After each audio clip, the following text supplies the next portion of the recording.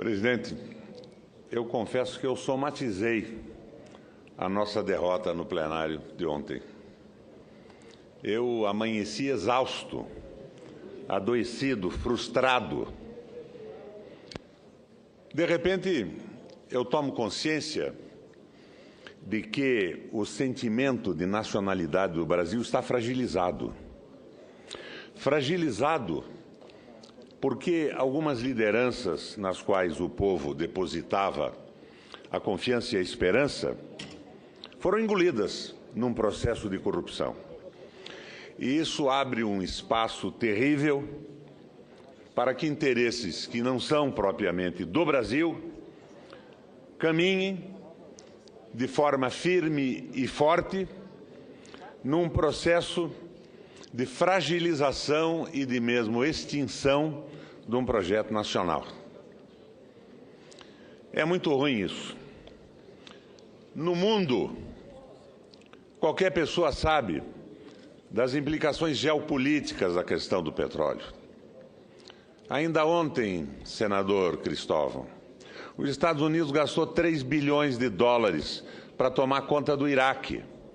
Muito pouco preocupado com Saddam, que foi seu aliado e mantido pela própria CIA durante muito tempo, mas absolutamente preocupado em manter em suas mãos as reservas de petróleo. Nós estamos diante de uma guerra geopolítica. Os Estados Unidos arrisca a própria sustentabilidade do seu território com cheio gás.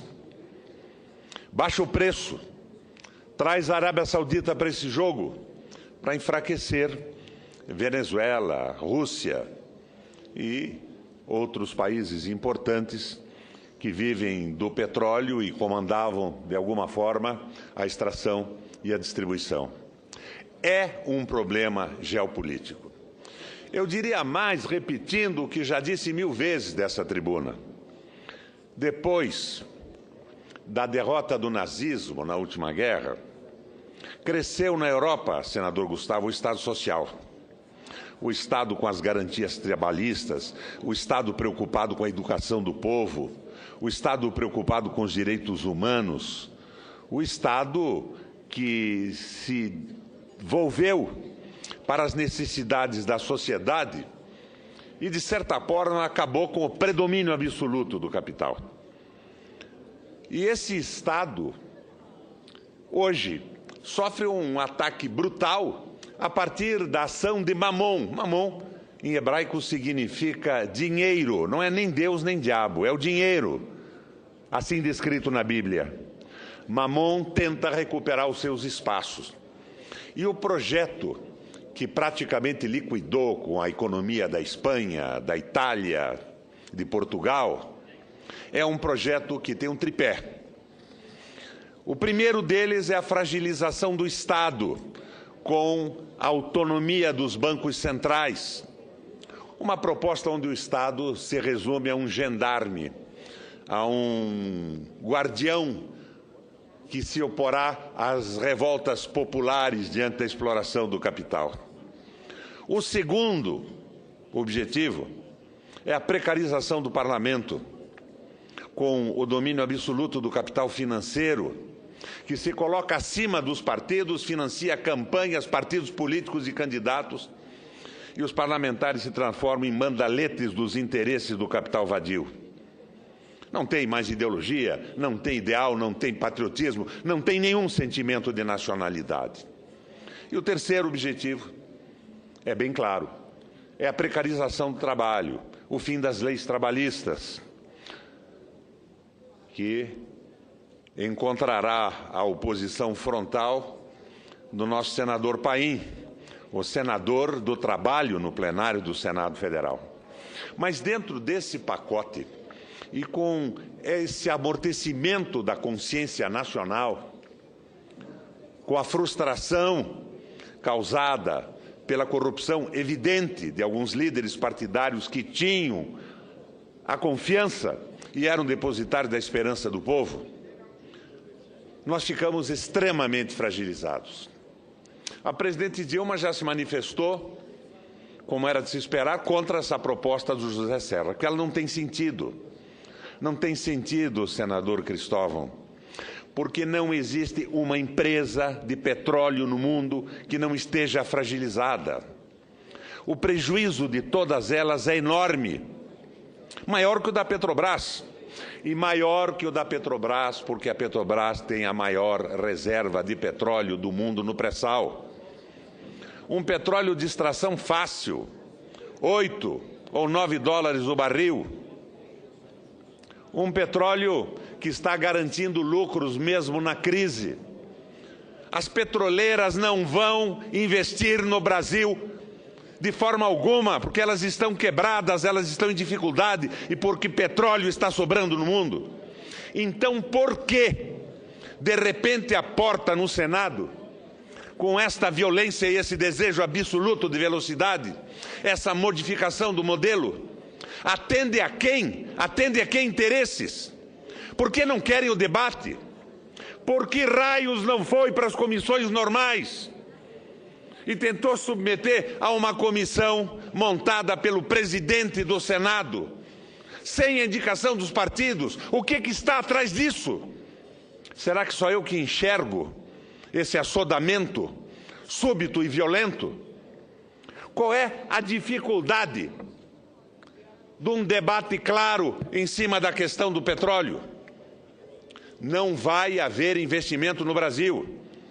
Mas as grandes empresas que trabalham com petróleo no mundo vão se assegurar das reservas brasileiras como reservas estratégicas para o domínio do petróleo no futuro. Não, mas o petróleo não pode ficar enterrado, o petróleo vai acabar. O petróleo tem 3.000 derivados.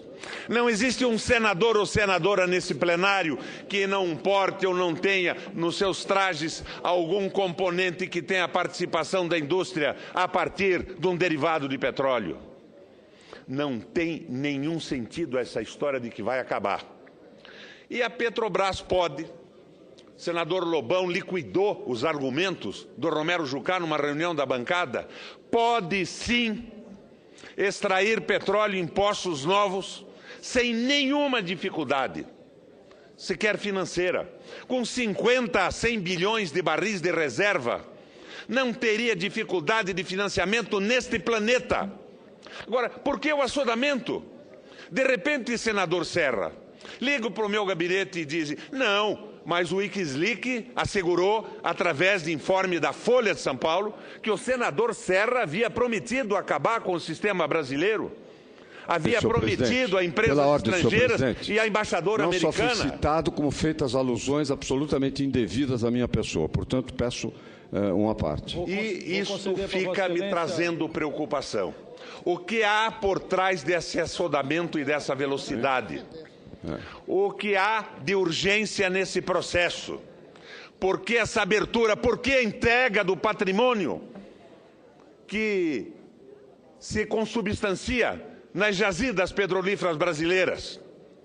Por que esse governo fragilizado por uma série de problemas e com medo do impeachment não age com mais energia?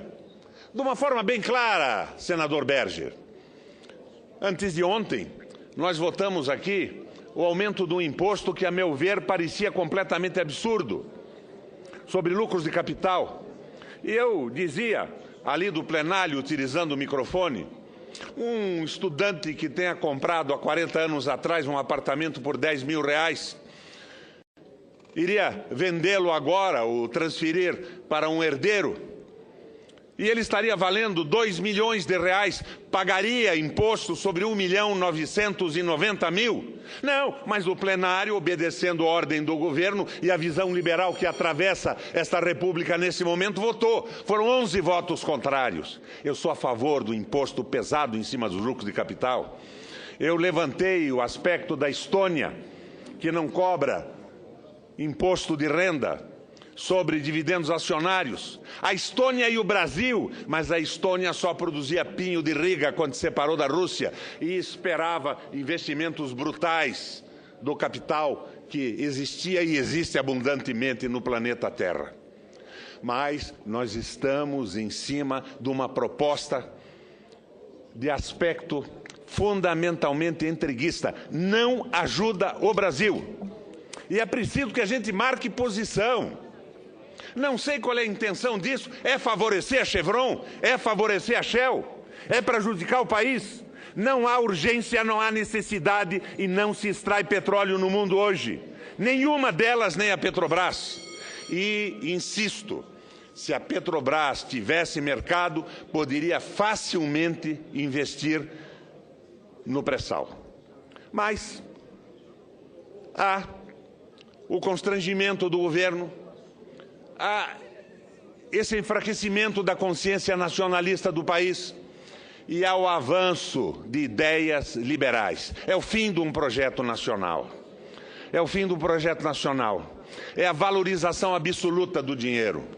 E eu lembro, senador Serra, do Papa Francisco em Davos.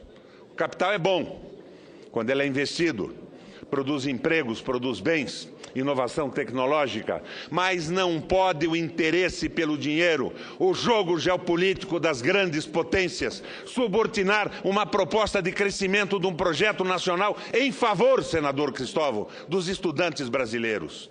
Não vai haver investimento enquanto o preço estiver lá embaixo, mas o preço não ficará para sempre lá embaixo.